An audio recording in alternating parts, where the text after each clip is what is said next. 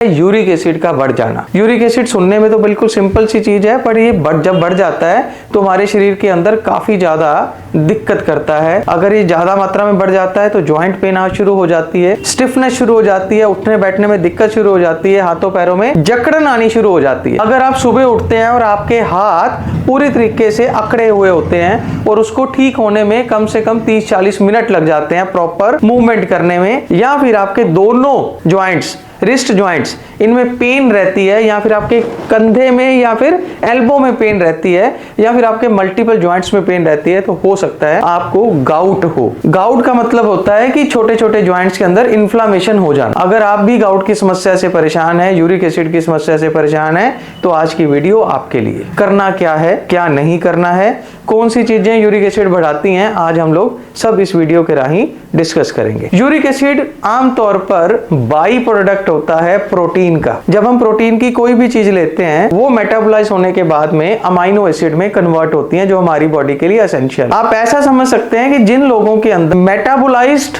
Amino acid properly नहीं बनते, उनको यूरिक एसिड की समस्या आती है। तो हमें काम करना होता है जड़ पे। यूरिक एसिड कहां से शुरू होता है? प्रोटीन खाने से। जो लोग प्रोटीन की मात्रा ज्यादा लेते हैं, जो ज्यादा सेवन करते हैं, जो दूध, अंडा ऐसी चीजों का इस्तेमाल ज्यादा करते हैं, जो नॉन वेज ज्यादा खाते हैं, जो मीट, मांस, मछली ज्यादा खाते हैं, या फिर जो दालों का सेवन ज्यादा करते हैं, उनकी बॉडी के अंदर यूरिक एसिड बनने की समस्या ज्यादा होती है। करना क्या है?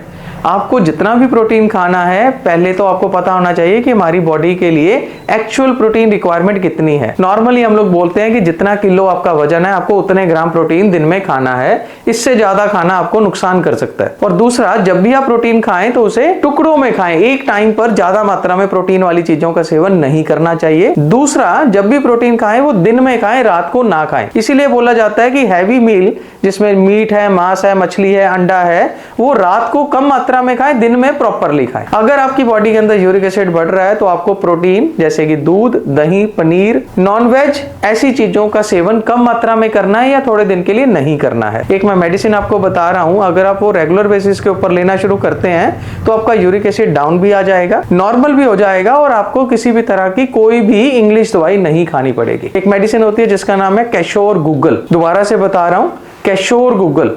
इसकी 2 गोलियां सुबह, 2 गोली दोपहर को और 2 गोली शाम को अगर आप सेवन करते हैं, और इसके साथ में एक प्रोडक्ट आता है जिसका नाम है जी अमृता, इसका आधा चम्मच सुबह और आधा चम्मच शाम को ले लेते हैं, तो आपकी यूरिक एसिड के संबंधी कोई भी समस्या है वो कवर अप होना शुरू हो जाती है। अधिक जानकारी के लिए इस वीडियो के नीचे लिखिए यूरिक एसिड। हमारे एग्जीक्यूटिव आपसे बात भी करेंगे, आपकी समस्या का हल भी करेंगे, और अगर आपकी कोई और भी समस्या है उसका भी समाधान करेंगे। इसी तरह की एजुकेशनल वीडियोस के साथ हम फिर मिलेंगे। तब तक के लिए नमस्कार।